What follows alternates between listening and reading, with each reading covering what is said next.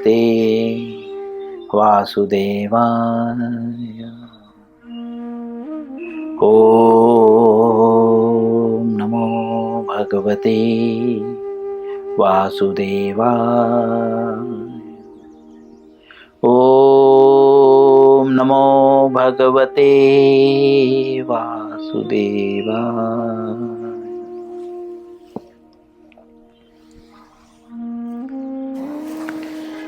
श्री कृष्ण लीलामृत पुरुषोत्तम भगवान अध्याय 45।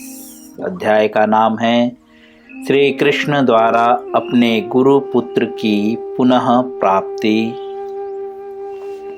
जैसा कि इसके पूर्व हमने पढ़ा, बहुत बड़ी बात जो आज के समाज में कोई पालन नहीं कर रहा है।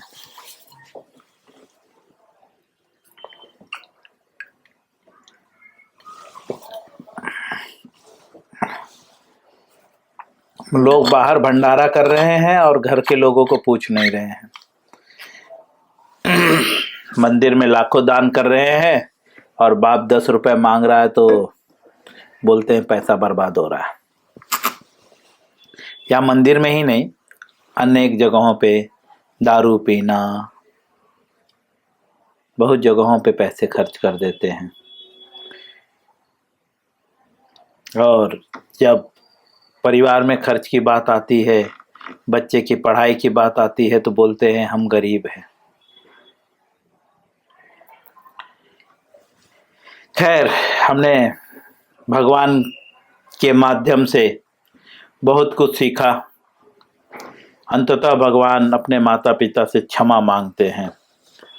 अब आगे श्रील प्रभुपाद जी लिखते हैं कि उसके बाद क्या हुआ। भगवान ने जब क्षमा मांगी उसके पश्चात क्या हुआ। श्रील प्रभुपाद जी लिखते हैं, जब श्री भगवान एक भोले बालक के समान मीठे वचन बोल रहे थे तो वसुदेव और देवकी दोनों ही वात्सल्य से मोहित हो गए और उन्होंने अत्यंत आनंद पूर्वक दोनों भाइयों को हृदय से लगा लिया। प्रभुपाद जी कहते हैं कि जब भगवान एक भोले बालक के समान, माता पिता के सम्मुख पुत्र को कैसे रहना चाहिए, ठीक है, यह भगवान इस अध्याय में सिखा रहे हैं। कैसे रहना चाहिए पुनः प्रभुपाद जी कह रहे हैं, एक भोले मतलब खुद को ज्यादा स्मार्ट नहीं,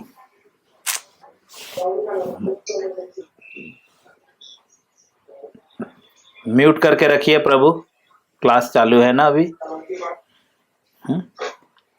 तो एक भोला मतलब समझते हैं, भोला का मतलब ये नहीं है कि उसे कुछ पता नहीं है, ठीक है। आज के समय में जब हम भोला शब्द प्रयोग करते हैं तो इसका मतलब उसे कुछ नहीं पता है, नहीं, लेकिन एक्चुअली भोला मतलब हम्बल, इंग्लिश में उसे कहेंगे हम्बल, सिंपल, ठीक है। सब कुछ वो जानता है, उसके बाद भी वो सबको रिस्पेक्ट देता है, ऐसे व्यक्ति को भोला कहते हैं।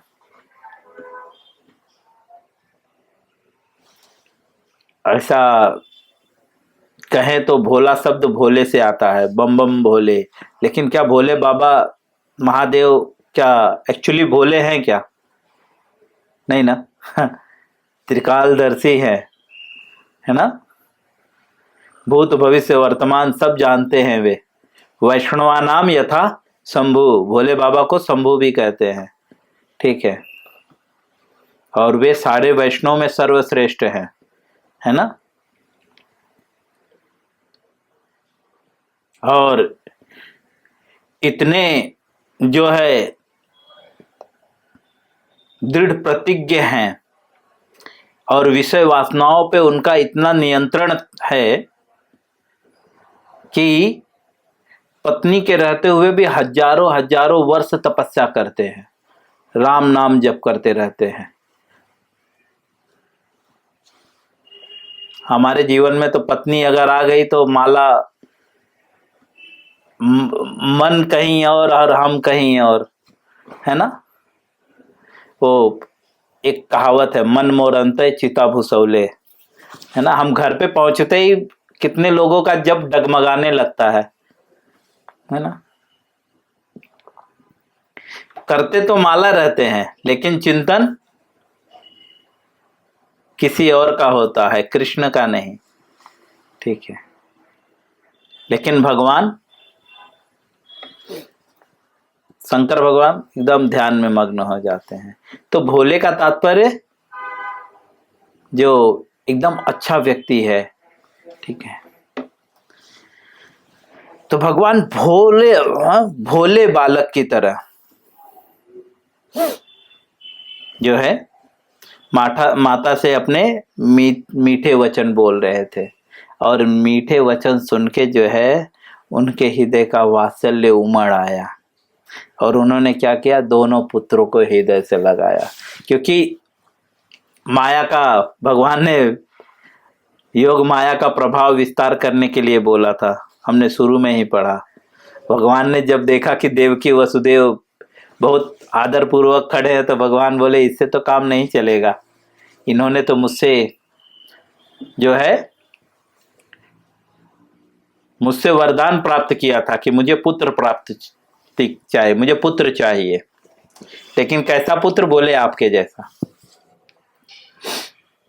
हम जानते हैं ना, भगवत गीता में हम, सॉरी कृष्ण लीला में हम पढ़ चुके हैं, देवकी ये वसुदेव कौन थे, वसु थे ना एक, कौन से वसु, सुतपा और विष्णु, है ना, नामक वसु थे वे। जब ब्रह्मा जी ने इनको बोला कि तुम गृहस्थ जीवन में आगे बढ़ो, संतान उत्पत्ति करो,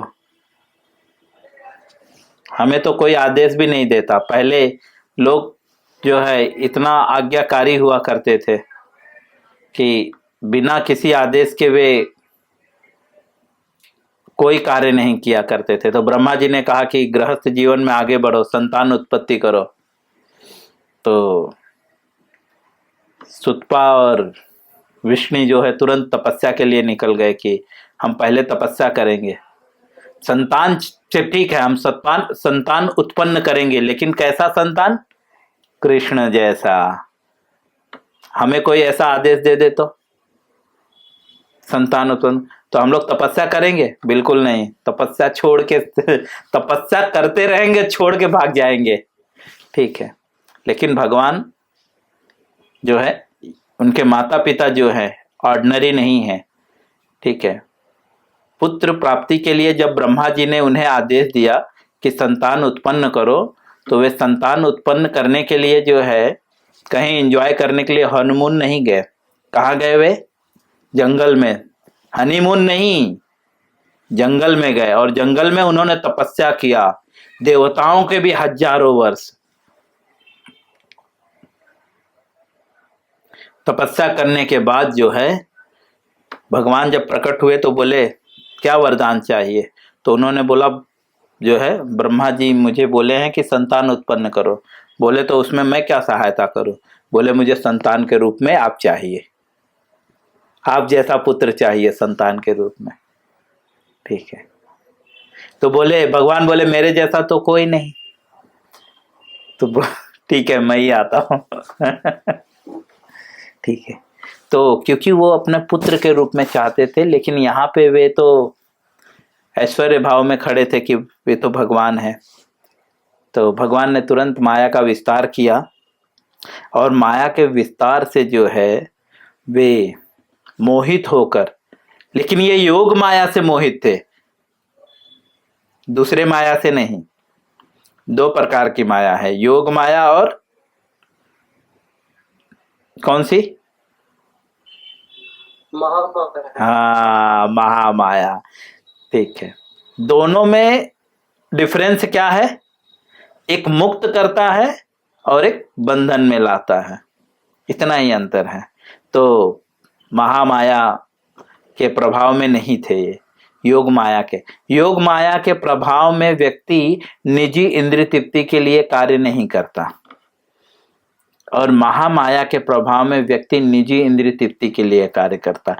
कार्य वही करता है लेकिन उसमें उसका स्वार्थ ऐड होता है। तो तुरंत वे गले लगाए और वे चकित हो गए।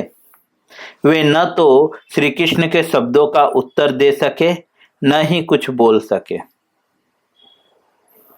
उन्होंने अत्यधिक स्नेह पूर्वक श्री कृष्ण और बलराम को कंठ से लगा लिया और अविरल अश्रुपात करते हुए मौन रहे, कुछ बोल नहीं पाए।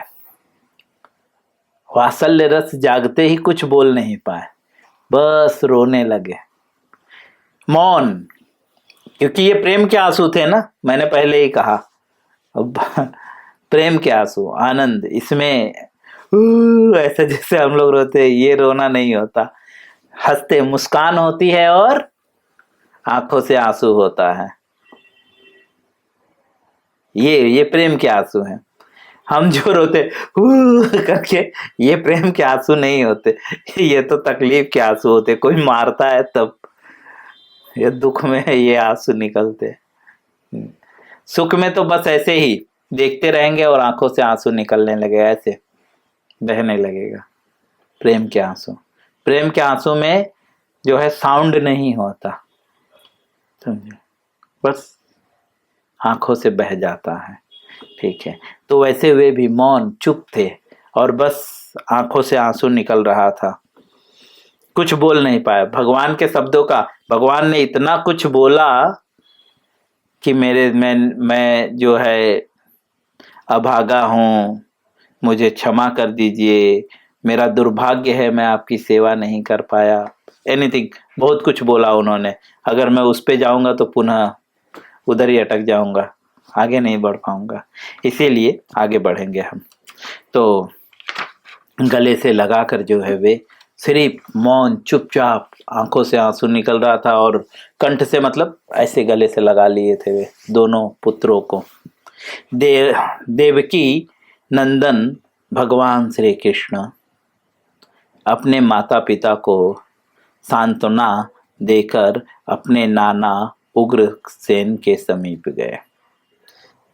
बाद में भगवान ने जो है देवकी नंदन अर्थात देवकी के पुत्र, देवकी को आनंद देने के लिए, क्योंकि इन्होंने देवकी को आनंद दिया, इसीलिए इनको देवकी नंदन कहते हैं। भगवान प्रत्येक लीलाओं में, जैसे भगवान युद्ध क्षेत्र छोड़ के भाग गए तो उन्हें रणछोड़ नाम दे दिया गया। रण मतलब युद्ध क्षेत्र छोड़ दिए, समझे, युद्ध भूमि को जब छोड़ दिए तो भगवान को रणछोड़ मतलब युद्ध भूमि, हाँ, युद्ध छोड़ के भाग गए तो उनका नाम रणछोड़ हो गया। भगवान ने खीर चुरा लिया तो उनका नाम खीर चोर हो गया, है ना। भगवान ने माखन चुराया तो उनका नाम माखन चोर हो गया, है ना। भगवान की लीलाओं के अनुसार जो है भगवान अनेक नाम, पहले के माताएं ऐसे ही होती थी, बच्चों के अनेक नाम रख देती थी उनके, कि जैसे कुछ कुछ लोग काजल लगाते हैं तो उनका नाम कजरहवा हो जाता था, ठीक है। ऐसे अनेकों नामों से जो है बुलाते थे। मेरे जीवन में ऐसे घटनाएं घटी हैं, ठीक है। और कोई बहुत खाता था, छोटा सा, तो गोल मटोल, तो उसका नाम कुछ अलग ही रख देते थे। निक नेम, आजकल हम लोग उसको निक नेम करके बोलते हैं, ठीक है। तो ये भगवान के अनेक नाम हैं। एक्चुअल नाम क्या है? कृष्ण। और बाकी ये सारे नेम कौन है? निक नेम, प्रेम से बुलाने वाले नाम, ठीक है। देवकी नंदन, तो वे देवकी नंदन अर्थात जो देवकी को आनंद देने वाले हैं या जो देवकी को आनंद दे रहे हैं, वे जो है अपने माता पिता को जो है सांत्वना कि ठीक है, जो हुआ हो गया, अब तो मैं आपके पास हूँ, अब चिंता करने की कोई ज़रूरत नहीं। इस तरह से संतुष्ट करके जो है वे अपने नाना, उनके नाना कौन थे, उग्रसेन के समीप गए। उन्होंने घोषणा की कि अब उग्रसेन यदुराज्य के राजा होंगे। किसने घोषणा की? कृष्ण ने। भगवान राजा नहीं बनना चाहते। कहीं पे सुना भगवान राजा है, मालिक है? भगवान को राजा बनने की जरूरत नहीं है। और जैसे भगवान वैसे भक्त भी होते हैं। कोई राजा नहीं बनना चाहते, न भक्त राजा बनना। कभी माँ बाप राजा बनना चाहते हैं? कभी माँ बाप बोले मैं तेरा मालिक हूं? इसीलिए ये सब राजा नहीं बनना चाहते। तो भगवान ने घोषणा कर दी। एक्चुअली विजय तो भगवान ने प्राप्त किया था। नियम के अनुसार, नीति के अनुसार जो है भगवान को राजा बनना चाहिए, क्योंकि जो राजा का वध करता है वो राजा होता है, दूसरा राजा वही होता है। लेकिन भगवान ने घोषणा कर दी, घोषणा की कि अब जो है उग्रसेन यदुवंश के राजा होंगे। अपने पिता के होते हुए भी कंस उन्हें बंदी बनाकर बलपूर्वक यदु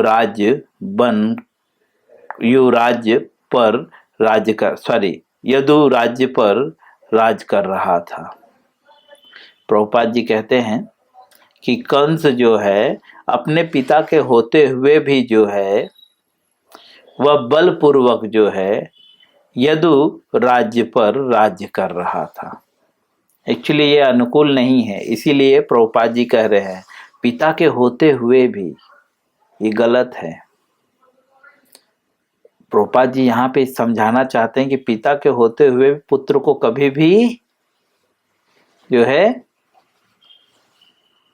राज्य नहीं संभालना चाहिए, या जो राजा बनते भी हैं तो वो पिता के निर्देशन में, उसे राजकुमार कहते हैं, ठीक है, युवराज, ठीक है। मतलब जब तक पिता है उसके बाद, पिता के बाद वह राजा बनेगा।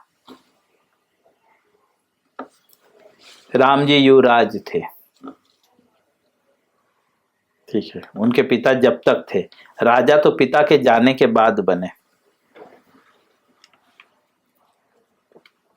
तो प्रभुपाद जी लिखते हैं कि कंस जो है जबरदस्ती जो है बलपूर्वक मतलब अपने ताकत के बल पे जो है वो यदुवंशियों पे राज्य कर रहा था। किंतु कंस की मृत्यु के उपरांत कंस के पिता मुक्त कर दिए गए और उन्हें यदुवंश का राजा घोषित कर दिया गया। ऐसा प्रतीत होता है कि उन दिनों भारत के पश्चिम भाग में अनेक छोटे छोटे राज्य थे जिन पर यदुवंश, अंधक वंश, विष्णु वंश और भोजवंश राज करते थे। उग्रसेन भोजवंशी थे। प्रभुपाद जी लिखते हैं कि ऐसा प्रतीत होता है, अभी तक जो भी प्रभुपाद जी ने बताया है, कह रहे हैं कि ऐसा प्रतीत होता है उन सब चीज को लेकर कि पश्चिम भाग में पृथ्वी को भाग किया जाए तो पश्चिम भाग में जो भी थे कई छोटे छोटे राज्य थे, जैसे नाम दिखाते हैं यदुवंश, अंधक वंश, विष्णु वंश, भोजवंश। लेकिन उग्रसेन कौन थे? भोजवंशी थे।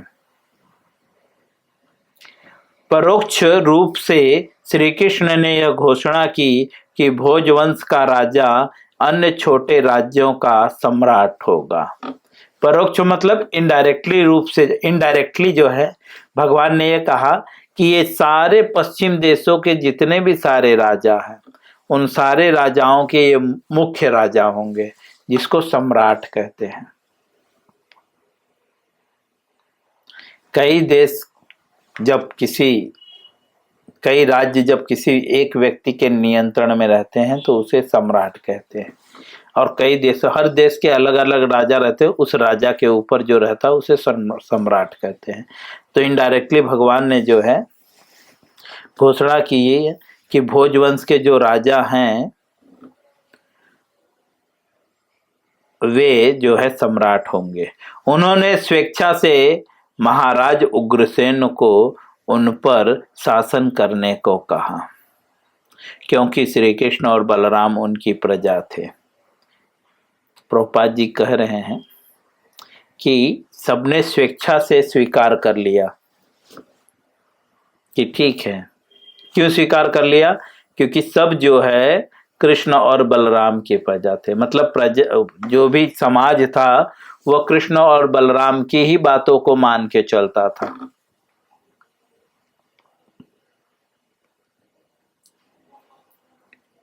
प्रजा शब्द संतान तथा नागरिक दोनों के लिए प्रयुक्त होता है। प्रभुपाद जी अब क्लियर कर रहे हैं थोड़ा सा कि प्रजा जो शब्द है जो ये संतान के लिए भी और नागरिक के लिए भी प्रयोग होता है। एक पिता का जो है परिवार जो है उसका जो है क्या होता है, संतान जो है उसका प्रजा होता है। मैं यहीं पे विराम दूंगा, इसके आगे हम कल पढ़ेंगे, पूरा नहीं कर पाएंगे नहीं तो। हरे कृष्णा।